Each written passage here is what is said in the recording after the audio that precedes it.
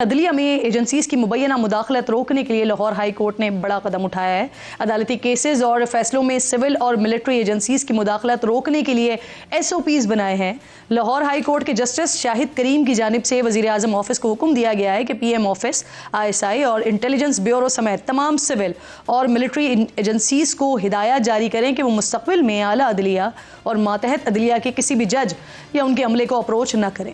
ATC जज को मुबैना तौर पर हिरासा करने के केस के उबूरी हुक्मनामे में कहा गया है कि ISI और IB वज़ीर आज़म शहबाज शरीफ के मातहत हैं और उनको जिम्मेदारी लेनी होगी। फैसले में इंसदाद दहशतगर्दी अदालत के जज को अपने मोबाइल फ़ोन्स पर कॉल रिकॉर्डर एप्लीकेशंस डाउनलोड करने की हिदायत जारी करते हुए कहा गया है कि ATC जजेस ऐसी तमाम फ़ोन कॉल्स को रिकॉर्ड करने के पाबंद होंगे जिनके बारे में उन्हें खदशा हो कि वो उनके सामने किसी भी अदालती कार्रवाई को मुतासर करने के लिए की गई हैं। पंजाब की इंसदाद दहशतगर्दी की खुसूसी अदालतें 9 मई के केसेस का तरजीही बुनियादों पर फैसला करें। लाहौर हाई कोर्ट ने IG पंजाब को भी मातहत पुलिस अफसरान की मुदाखलत रोकने के लिए हिदायत जारी की हैं, जिसमें कहा गया है कि ATC अदालतों की सिक्योरिटी के हवाले से अगर कोई हिफाजती इक़दामात करने हैं तो मुतल्लिक़ा जज से मुशावरत की जाए।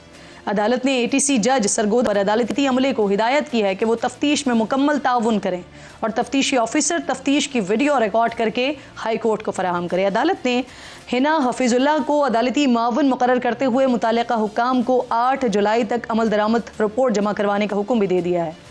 लाहौर हाई कोर्ट के रजिस्ट्रार ऑफिस को 7 जून को डिस्ट्रिक्ट एंड सेशन जज मोहम्मद अब्बास की जानिब से खुसूसी रिपोर्ट मौसूल हुई, जिसमें उनकी जानिब से कहा गया था कि उन्होंने 25 मई को ATC सरगोदा की जज की हैसियत से अपने ओहदे का चार्ज संभाला है, जिसके फौरी बाद उन्हें एक पैगाम मिला कि खुफिया एजेंसीज के कुछ हुक्काम उनके चैम्बर में उनसे मिलना चाहते हैं, लेकिन उन्होंने इनकार कर दिया। तब से उन्हें और उनकी फैमिली को नामालूम नंबर्स और मुख्तलिफ तरीक़ों से हिरासा किया जा रहा है, जिसके बाइस उन्हें अपनी पेशावराना जिम्मेदारियां अदा करने में मुश्किलात का सामना है। रात के वक्त कुछ नामालूम अफराद ने उनकी रिहाइश गाह के बाहर मीटर को नुकसान पहुँचाया। वापडा की जानिब से भी बिजली का इजाफी बिल भेजा गया जो बज़ाहिर जारी लगता है।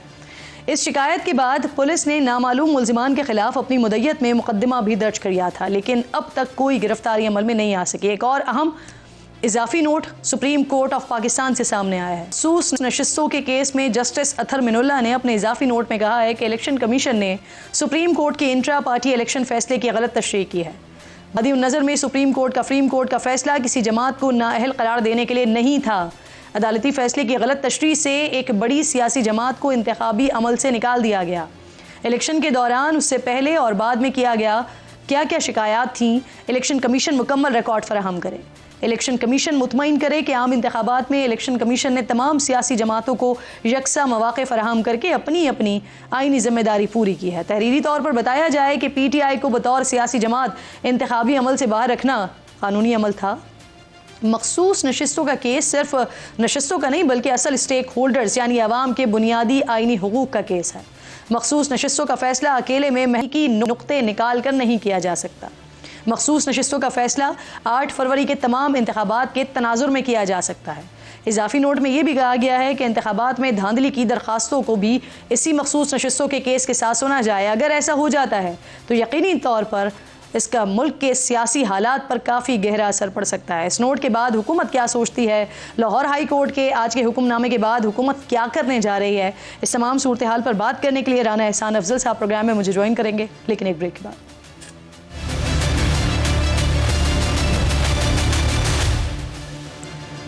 प्रोग्राम एक बार फिर आपको खुशामदीद कहती हूँ। राना एहसान अफजल साहब कोऑर्डिनेटर टू PM है, ज्वाइन कर चुके हैं। बहुत शुक्रिया आपका राना साहब। आज जो लाहौर हाई कोर्ट से PM ऑफिस के लिए जो हुक्मनामा आया है, क्या सोच रही है हुकूमत और क्या वज़ीर आज़म ऑफिस अमल करेंगे इस फैसले पर? सर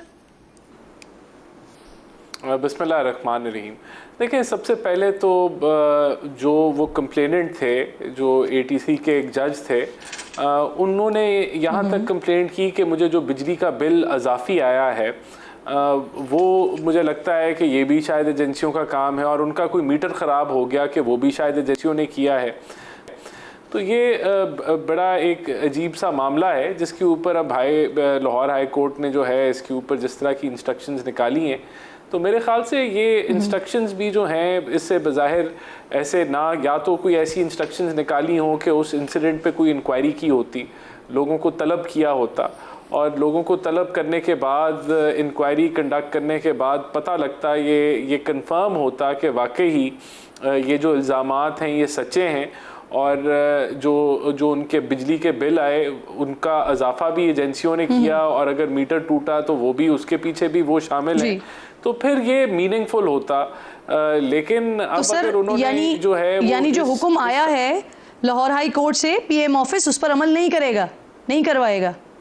नहीं, मैं ये नहीं कह रहा। मैं आपको एक उस हुक्म के ऊपर अपना ओपिनियन दे रहा हूँ कि अगर ये हुक्म इस तहकीक के बाद आता कि जो कंप्लेंट जिसकी बेसिस के ऊपर उन्होंने हुक्म दिया उस कंप्लेंट की वेरिफिकेशन होती तो ये बड़ा बेहतर होता। लेकिन इस तरह का हुक्म देना वो तो वैलिडेट कर रहा है कि जी जो भी आपने ना कोई तहकीक की और आप ऐसा तासुर दे रहे हैं कि ये सब कुछ हो रहा था, और वो कंप्लेनेंट की ये जो बातें थी कि बिजली का बिल उनको जो इजाफी आया वो इसलिए नहीं आया कि उन्होंने इजाफी यूनिट इस्तेमाल कर लिए या कोई जो भी मामला हो, वो इसलिए आया कि कोई एजेंसी, जो कि बड़ी अजीब सी बात है कि ऐसे नहीं, उसके साथ साथ उसको कंसीडर नहीं कर रहे आप, जो उन्होंने कहा कि उनसे चेंबर में मिलने की दरखास्त की गई थी, उसे कंसीडर नहीं कर रहे हैं आप?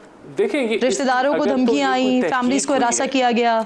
नहीं, जी, अगर कोई इस पे तहकीक हुई है और इस तहकीक के नतीजे में कोई रिपोर्ट आई है, ये साबित हो गया है कि ये सारे इल्जामात ठीक हैं, तो फिर तो कोई लॉजिक इसके ऊपर बनती है। लेकिन अगर ऐसा नहीं हुआ, मेक सेंस सर, आप ये कह रहे हैं कि पहले इस पे तहकीक हो जाती और फिर इसके ऊपर हिदायत आती तो वो ज्यादा बेहतर होता। आप ये कह रहे हैं कि वो इन्वेस्टिगेट हो जाती चीजें। बिल्कुल ठीक, आपको पॉइंट आ गया डेफिनेटली। देखें जो जी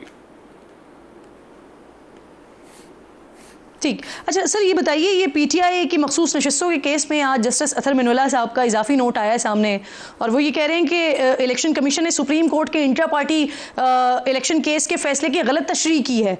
वकील के दलाइल ने इलेक्शन की शफाफियत पर सवाल उठा दिए हैं। तो अब इलेक्शन धांधली की दरख्वास्त को इसके साथ सुना जाए? ये देखें, ये तो एक अब इसके ऊपर ये तो अदालत जो है वो उनका अतर मिनुल्लाह साहब ने अपना पॉइंट ऑफ व्यू दिया है, और ये तो अभी डिसाइड होगा कि साथ सुनी जाएगी या नहीं सुनी जाएगी, और इस पे जो हमारी लीगल टीम है फिर अपना ओपिनियन देगी। लेकिन देखें, ये इलेक्शन कमीशन जो है, अगर उसने गलत तशरीह की है या ठीक तशरीह की है, वो एक आइनी तौर पे आज़ाद अदारा है, और इलेक्शन के जो मामलात हैं उसके ऊपर बिल्कुल उसका वो अबूर रखता है। तो उसने जिस तरह की तशरीह की है, अब या तो किसी ने कोई पिटिशन दायर की हो कि वो तशरीह जो है वो गलत हुई है और किस बेसिस पे गलत हुई है, लेकिन एक जज अपने ओन के ऊपर ये इस तरह का जो है वो बात करें, तो ये इसको लीगल टीम हमारी देखेगी कि इसमें हमारा कोई रोल है भी या नहीं है। ये मामला अभी चल रहे हैं, देखते हैं किस तरफ जाते हैं। एक और मामले पर हुकूमती मौक़िफ़ जानना चाहूँगी राना साहब। लाहौर हाई कोर्ट के चीफ जस्टिस की तैनाती अब ऑब्वियसली सीनियरिटी की बुनियाद पर नहीं होगी, बल्कि टॉप 3 जजेस में से तैनात किया जाएगा 2 जुलाई को, जो होने जा रहा है। अब हुकूमत क्या सोच रही है, क्या मौक़िफ़ है आपका इस पर? लेकिन जो रूल्स हैं, जो सिस्टम है, उसके तहत जजेस की तैनाती होगी और वो प्रोसीजर फॉलो होना चाहिए। उसमें अगर वो प्रोसीजर फॉलो हो रहा है तो उसमें किसी को कोई कबाहत नहीं होनी चाहिए। कौन सा प्रोसीजर, आप सीनियरिटी की बुनियाद पर या फिर ये टॉप 3 जजेस वाला, किस प्रोसीजर की बात कर रहे हैं आप? देखें, ये तो देखें, जो भी प्रोसीजर है, जो रूल्स एंड रेगुलेशंस हैं, जो प्रोसीजर है वो फॉलो होना चाहिए। अगर वो रूल्स जो हैं वो टॉप 3 जजेस के हैं कि टॉप 3 जजेस में से एक चूज़ होना है तो वो होगा। और अब ये तो देखें, मैं I am not a legal expert, लेकिन ये जो रूल्स और प्रोसीजर हैं वो फॉलो होने चाहिए। ठीक है, थोड़ा सा आगे बढ़ते हैं राना साहब। ये आइंदा माली साल का जो बजट है कौमी असम्बली से वो मंजूर हो गया, उस पर पाकिस्तान पीपल्स पार्टी ने पहले नारा किया, वॉकआउट भी किया, उनसे मुलाकातें भी हुई, फिर फाइनली वो साथ थे और फिर उसके बाद बजट मंजूर हो गया। हुकूमत से मुज़ाकरात भी हुए, मुतालबात तस्लीम होने की खबरें भी आई, और राना सनाउल्लाह साहब का स्टेटमेंट है, वो कह रहे हैं कि पाकिस्तान पीपल्स पार्टी के जो मुतालबात थे वो दुरुस्त थे, जायज़ थे, जिन्हें तस्लीम किया गया है। सर ज़रा बता दीजिएगा मुतालबात थे क्या उनके?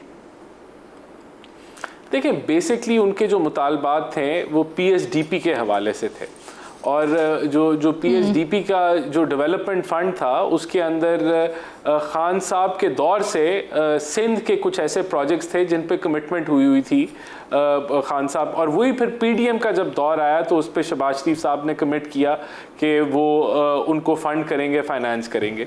अब वो जो प्रोजेक्ट्स थे वो सूबाई नौयत के थे, और 18वीं तरमीम के बाद जो डेवोल्यूशन के बाद वो बहुत सारे प्रोजेक्ट्स जो हैं वो अपने सूबों को ADB फंड्स के तहत कर लेने चाहिए थे। इसका मैं आपको एक और बैकग्राउंड दे देता हूँ कि जब 2018 में हमारी हुकूमत गई थी तो 13 से 14% प्रोविंशियल ऐसे प्रोजेक्ट्स थे। कौन से प्रोजेक्ट हैं जिस पर आप उन्हें फंड करेंगे?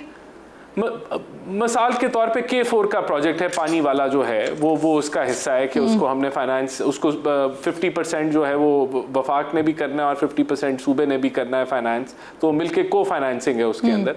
लेकिन ये चीज़ें क्योंकि ये कमिट हो गई थी तो और फिर हमारा ये ख्याल था कि हमें प्रोविंशलाइजेशन को कम करना चाहिए। पंजाब में ब्यूरोक्रेसी की तैनाती, इस तरह की कोई मुतालबात नहीं थे पीपल्स पार्टी जिसे केटर किया जाएगा? पॉलिटिकल कोई ऐसी वो नहीं थी जो अब तो एग्रीमेंट हो गया है, उन्होंने बिल को भी सपोर्ट कर दिया है और एक कमेटी जो है वो फॉर्म कर दी जाएगी कि कोई भी जो बड़ा डिसीजन है वो हम अपने कोalition पार्टनर से उसको शेयर भी करेंगे, और PHDP के हवाले से भी या और कोई, तो वो एक कंटिन्यूस हमारी जो है वो मुशावरत चलती रहेगी। देखें, बात बड़ी सिंपल है कि हमें पीपल्स पार्टी की सपोर्ट की ज़रूरत है और जो हमारी उनसे कमिटमेंट है वो हम फुलफिल करेंगे और मिलके चलेंगे।